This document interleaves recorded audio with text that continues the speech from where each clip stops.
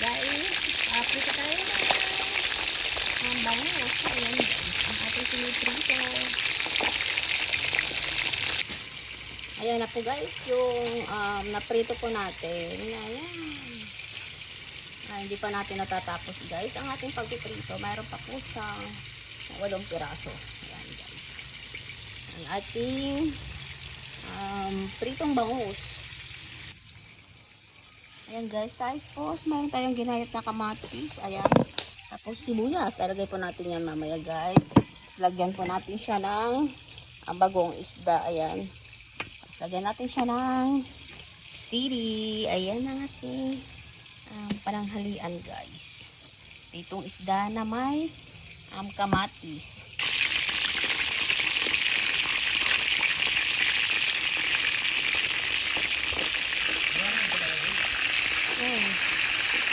Ayan, balik pa rin ang ating ulam.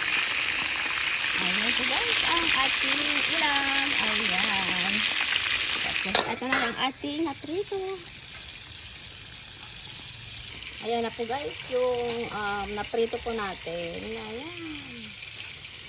Hindi pa natin natatapos guys. Ang ating pagpiprito, mayroon pa po siyang 8 piraso. Ayan guys. Ang ating pritong bangus. Naprito. Ayan na po guys ang ating nilulutong pritong isda guys. Ayan, thank you guys for watching. Just like, share, and subscribe. Bye!